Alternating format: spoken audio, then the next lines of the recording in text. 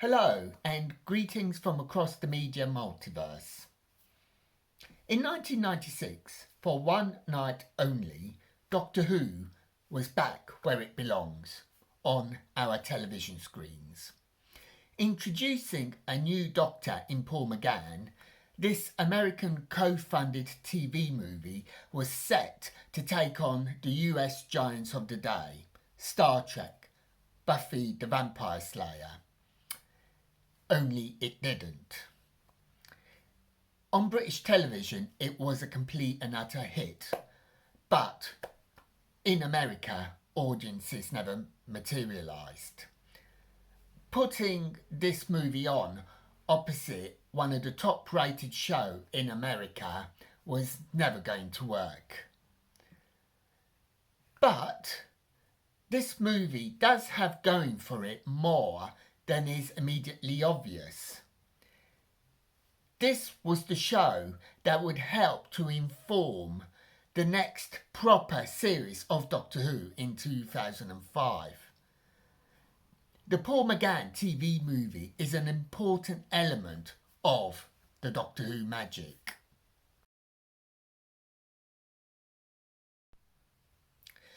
The Master is sentenced to be exterminated by the Daleks.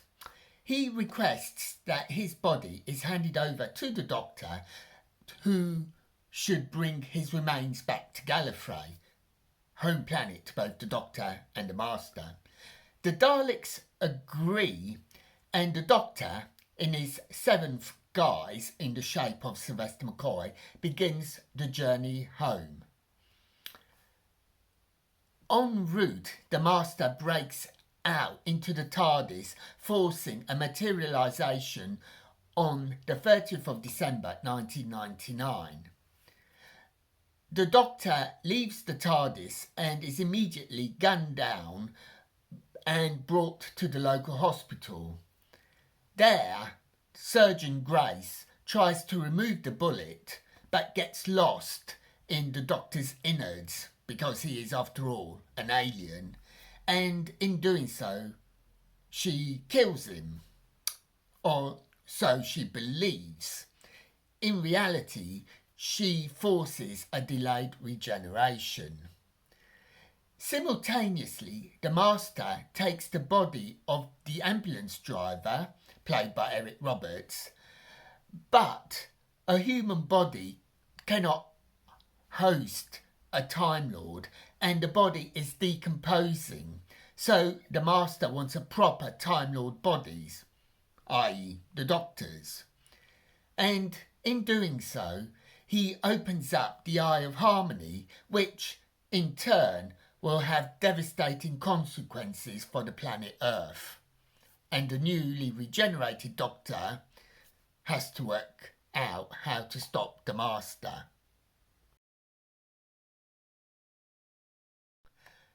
The first thing to say about this movie is how good Paul McGann is as the Doctor. He is charm personified. I love his enthusiasm and I love his earnest goofiness. Also, Daphne Ashbrook as Grace, a potential assistant, is also another joy. She is brilliant. Had this gone to series, I'm sure they would have made a good double act. Now, in many ways, I see this TV movie as a roadmap to the 21st series of 2005 onwards. Firstly, it proved that, at least in the UK, there was still an appetite for Doctor Who. And also, within the storyline, it broke certain taboos, such as the Doctor kissing the companion. McGann doing it here made it easier for Eccleston, Tennant onwards. Also, future executive producer / writer Russell T Davies said in 2005 that he remembered watching this movie in 1996, as did a lot of his friends and work colleagues, and people were asking him why the Doctor was wearing old-fashioned clothes. leaving aside the fact that the script explains that the Doctor stole these clothes and they were part of a New Year's Eve party costume, leaving that aside, it also explains why all the Doctors that Russell T Davies cast, namely Christopher Eccleston, David Tennant and Ncuti Gatwa, wore reasonably contemporary clothes. But back to the film. Now, I'm a Doctor Who fan, as you may have guessed, and for me, to an extent, the film worked. But as an introduction to a new audience, there was just too much info dump, especially at the beginning. And again, this is another roadmap, as in Christopher Eccleston's first episode in the 2005 series, that episode, Rose, was free from all continuity, even though the Jon Pertwee monsters, the Autons, were involved. And also, I think the ending was a bit confused.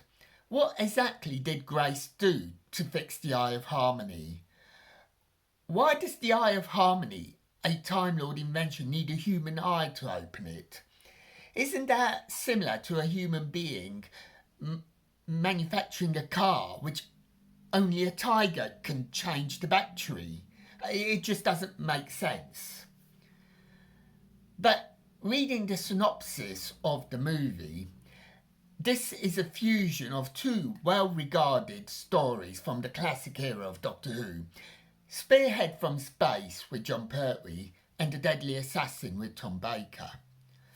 For those who aren't aware, Spearhead from Space dealt with a newly regenerated Doctor brought to a hospital and the doctors being confused about the blood, the x-rays, etc. And Deadly Assassin saw the Master on Gallifrey using the Eye of Harmony to prolong his life and almost destroying Gallifrey.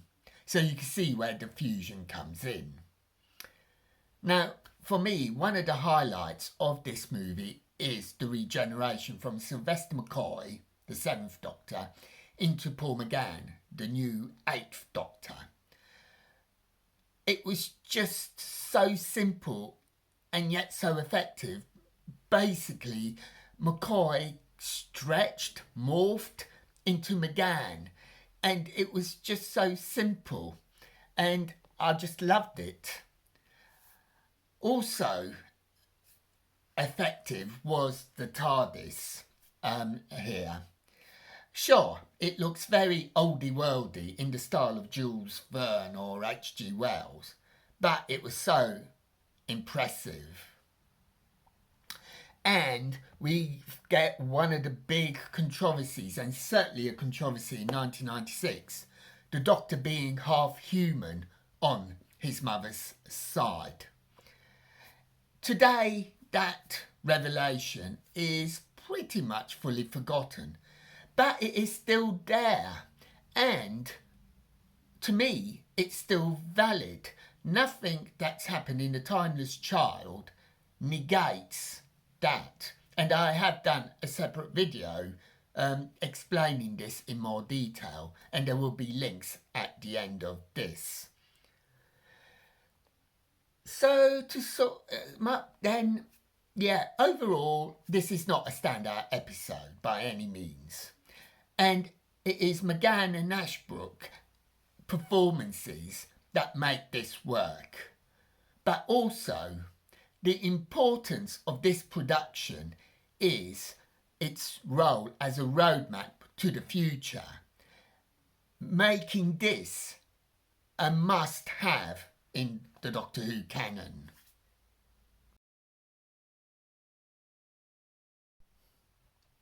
And that's my thought about the 1996 TV movie with Daphne Ashbrook and Paul McGann. Have you watched it? What did you think of it? Did you like it? Not? Do you see, looking back, its historical importance to Doctor Who?